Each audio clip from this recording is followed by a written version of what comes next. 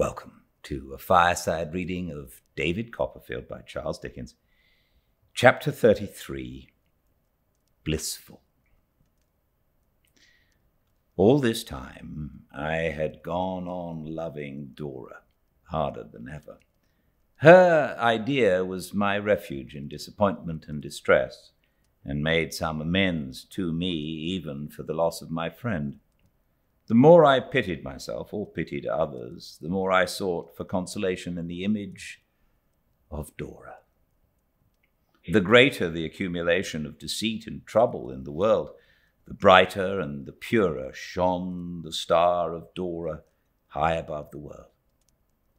I don't think I had any definite idea where Dora came from or in what degree she was related to a higher order of beings, but I am quite sure I should have scouted the notion of her being simply human, like any other young lady, with indignation and contempt. If I may so express it, I was steeped in Dora. I was not merely over head and ears in love with her, but I was saturated through and through. Enough love might have been wrung out of me, metaphorically speaking, to drown anybody in, and yet there would have remained enough within me and all over me to pervade my entire existence. The first thing I did on my own account when I came back was to take a night walk to Norwood, and, like the subject of a venerable riddle of my childhood, to go round and round the house without ever touching the house, thinking about Dora. I believe the theme of this incomprehensible conundrum was the moon. No matter what it was, I, the moon-struck slave of Dora, perambulated round and round the house and garden for 2 hours, looking through crevices in the palings, getting my chin by dint of violent exertion above the rusty nails on the top, blowing kisses at the lights in the windows, and romantically calling on the night at intervals to shield my Dora. I don't exactly know what from, I suppose from fire, perhaps from mice, to which she had a great objection. My love was so much in my mind, and it was so natural to me to confide in Peggotty, when I found her again by my side of an evening with the old set of industrial implements busily making the tour of my wardrobe, that I imparted to her in a sufficiently roundabout way my great secret. Peggotty was strongly interested, but I could not get her into my view of the case at all. She was audaciously prejudiced in my favor, and quite unable to understand why I should have any misgivings or be low-spirited about it. "The young lady might think herself well off," she observed, "to have such a beau. And as to her par," she said, "what did the gentleman expect, for gracious sake?" I observed, however, that Mr. Spenlow's proctorial gown and stiff cravat took Peggotty down a little, and inspired her with a greater reverence for the man who was gradually becoming more and more etherealized in my eyes every day, and about whom a reflected radiance seemed to me to beam when he sat erect in court among his papers, like a little lighthouse in a sea of stationery. And, by the by, it used to be uncommonly strange to me to consider, I remember as I sat in court too, how those dim old judges and doctors wouldn't have cared for Dora if they had known her, how they wouldn't have gone out of their senses with rapture if marriage with Dora had been proposed to them, how Dora might have sung and played upon that glorified guitar until she led me to the verge of madness, yet not have tempted one of those slow goers an inch out of his road. I despised them to a man, frozen out old gardeners in the flower beds of the heart. I took a personal offence against them all. The bench was nothing to me but an insensible blunderer. The bar had no more tenderness or poetry in it than the bar of a public house. Taking the management of Peggotty's affairs into my own hands with no little pride, I proved the will and came to a settlement with the Legacy Duty Office and took her to the bank and soon got everything into an orderly train. We varied the legal character of these proceedings by going to see some perspiring waxwork in Fleet Street, melted, I should hope, these 20 years, and by visiting Miss Linwood's exhibition, which I remember as a mausoleum of needlework favourable to self-examination and repentance, and by inspecting the Tower of London and going to the top of St. Paul's. All these wonders afforded Peggotty as much pleasure as she was able to enjoy under existing circumstances, except, I think, St. Paul's, which, from her long attachment to her work-box, became a rival of the picture on the lid and was, in some particulars, vanquished, she considered, by that work of art. Peggotty's business, which was what we used to call common form business in the Commons, and very light and lucrative the common form business was, being settled, I took her down to the office one morning to pay her bill. Mr. Spenlow had stepped out, old Tiffy said, to get a gentleman sworn for a marriage licence, but as I knew he would be back directly, our place lying close to the surrogates and to the Vicar-General's office too, I told Peggotty to wait. We were a little like undertakers in the Commons as regarded probate transactions, generally making it a rule to look more or less cut up when we had to deal with clients in mourning. In a similar feeling of delicacy, we were always blithe and light-hearted with the licence clients. Therefore I hinted to Peggotty that she would find Mr. Spenlow much recovered from the shock of Mr. Barkis's decease, and indeed he came in like a bridegroom. But neither Peggotty nor I had eyes for him when we saw, in company with him, Mr. Murdstone. He was very little changed. His hair looked as thick and was certainly as black as ever, and his glance was as little to be trusted as of old. "Ah, Copperfield," said Mr. Spenlow. "You know this gentleman, I believe." I made my gentleman a distant bow, and Peggotty barely recognized him. He was at first somewhat disconcerted to meet us two together, but quickly decided what to do, and came up to me. "I hope," he said, "that you are doing well." "It can hardly be interesting to you," said I. "Yes, if you wish to know." We looked at each other, and he addressed himself to Peggotty.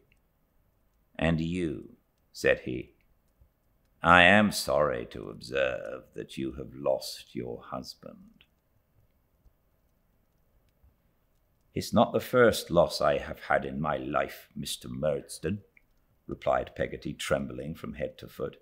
"I am glad to hope that there is nobody to blame for this one, nobody to answer for it." "Huh," said he, "that's a comfortable reflection. You have done your duty." "I have not worn anybody's life away," said Peggotty. "I am thankful to think. No, Mr. Murdstone, I have not worrited and frightened any sweet creature to an early grave." He eyed her gloomily, remorsefully, I thought, for an instant, and said, turning his head towards me, but looking at my feet instead of my face, "We are not likely to encounter soon again. A source of satisfaction to us both, no doubt, for such meetings as this can never be agreeable. I do not expect that you, who always rebelled against my just authority exerted for your benefit and reformation, should owe me any goodwill now. There is an antipathy between us, an old one, I believe, said I, interrupting him. He smiled and shot as evil a glance at me as could come from his dark eyes. "It rankled in your baby breast," he said. "It embittered the life of your poor mother. You are right. I hope you may do better yet. I hope you may correct yourself." Here he ended the dialogue, which had been carried on in a low voice in a corner of the outer office by passing into Mr. Spenlow's room and saying aloud in his smoothest manner, "Gentlemen of Mr. Spenlow's profession are accustomed to family differences and know how complicated and difficult they always are." With that he paid the money for his license, and receiving it, neatly folded from Mr. Spenlow, together with a shake of the hand and a polite wish for his happiness and the ladies', went out of the office. I might have had more difficulty in constraining myself to be silent under his words if I had had less difficulty in impressing upon Peggotty, who was only angry on my account, good creature, that we were not in a place for recrimination, and that I besought her to hold her peace. She was so unusually roused that I was glad to compound for an affectionate hug elicited by this revival in her mind of our old injuries, and to make the best I could of it before Mr. Spenlow and the clerks. Mr. Spenlow did not appear to know what the connection between Mr. Murdstone and myself was, which I was glad of, for I could not bear to acknowledge him, even in my own breast, remembering what I did of the history of my poor mother.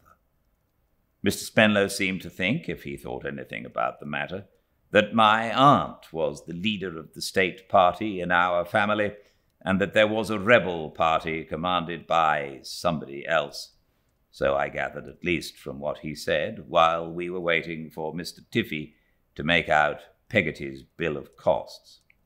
"Miss Trotwood," he remarked, "is very firm, no doubt, and not likely to give way to opposition. I have an admiration for her character, and I may congratulate you, Copperfield, on being on the right side. Differences between relations are much to be deplored, but they are extremely general, and the general thing is to be on the right side. Meaning, I take it, on the side of the moneyed interest. "Rather a good marriage, this, I believe," said Mr. Spenlow. I explained that I knew nothing about it. "Indeed," he said, speaking from the few words Mr. Murdstone dropped, as a man frequently does on these occasions, and from what Miss Murdstone let fall, I should say it was rather a good marriage." "Do you mean that there is money, sir?" I asked. "Yes," said Mr. Spenlow. "I understand there's money. Beauty, too, I'm told." "Indeed. Is his new wife young?" "Just of age," said Mr. Spenlow, "so lately that I should think they had been waiting for that." "Lord deliver her," said Peggotty, so very emphatically and unexpectedly that we were all three discomposed until Tiffy came in with the bill. Old Tiffy soon appeared, however, and handed it to Mr. Spenlow to look over, Mr. Spenlow settling his chin in his cravat and rubbing it softly, went over the items with a deprecatory air as if it were all Jorkins's doing, and handing it back to Tiffy with a bland sigh. "Yes," he said, "that's right. Quite right. I should have been extremely happy, Copperfield, to have limited these charges to the actual expenditure out of pocket, but it is an irksome incident in my professional life that I am not at liberty to consult my own wishes. I have a partner, Mr. Jorkins." As he said this with a gentle melancholy, which was the next thing to making no charge at all, I expressed my acknowledgments on Peggotty's behalf and paid Tiffy in banknotes. Peggotty then retired to her lodging, and Mr. Spenlow and I went into court, where we had a divorce suit coming on, under an ingenious little statute, repealed now, I believe, but in virtue of which I have seen several marriages annulled, of which the merits were these. The husband, whose name was Thomas Benjamin, had taken out his marriage license as Thomas only, suppressing the Benjamin in case he should not find himself as comfortable as he expected. Not finding himself as comfortable as he expected, or being a little fatigued with his wife, poor fellow, he now came forward by a friend after being married a year or two and declared that his name was Thomas Benjamin, and therefore he was not married at all, which the court affirmed to his great satisfaction. I must say that I had my doubts about the strict justice of this, and was not even frightened out of them by the bushel of wheat which reconciles all anomalies. But Mr. Spenlow argued the matter with me. He said, "Look at the world. There was good and evil in it. Look at the ecclesiastical law. There was good and evil in that. It was all part of a system. Very good. There you were." I had not the hardiness to suggest to Dora's father that possibility we might even improve the world a little if we got up early in the morning and took off our coats to the work, but I confessed that I thought we might improve the commons.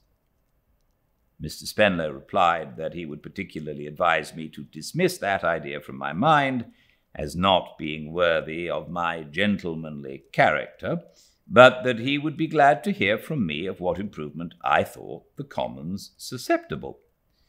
Taking that part of the commons which happened to be nearest to us, for our man was unmarried by this time, and we were out of court and strolling past the prerogative office, I submitted that I thought the prerogative office rather a queerly managed institution.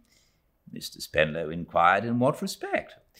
I replied, with all due deference to his experience, but with more deference, I'm afraid, to his being Dora's father, that perhaps it was a little nonsensical that the registry of that court, containing the original wills of all persons leaving effects within the immense province of Canterbury for 3 whole centuries, should be an accidental building, never designed for the purpose, leased by the registrars for their own private emolument, unsafe, not even ascertained to be fireproof, choked with the important documents it held, and positively, from the roof to the basement, a mercenary speculation of the registrars, who took great fees from the public and crammed the public's wills away anyhow and anywhere, having no other object than to get rid of them cheaply.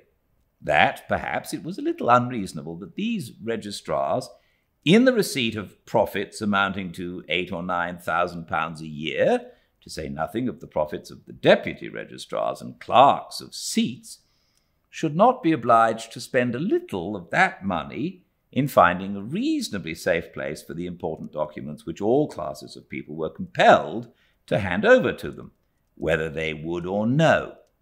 That, perhaps, it was a little unjust that all the great offices in this great office should be magnificent sinecures, while the unfortunate working clerks in the cold, dark room upstairs were the worst rewarded and the least considered men doing important services in London.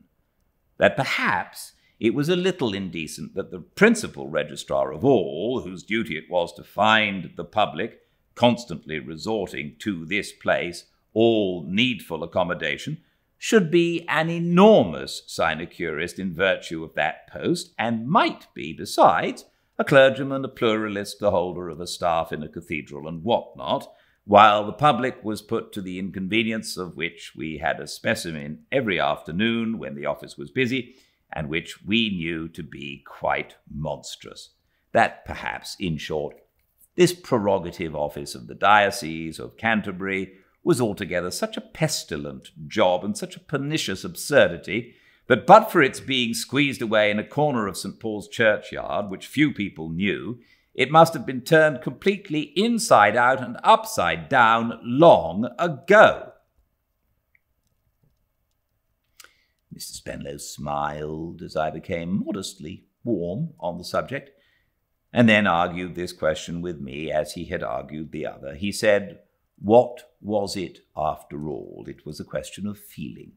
If the public felt that their wills were in safekeeping, and took it for granted that the office was not to be made better, who was the worse for it? Nobody.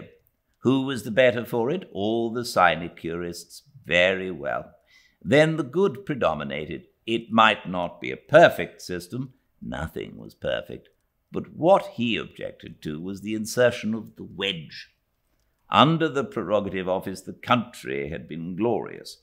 Insert the wedge into the prerogative office, and the country would cease to be glorious.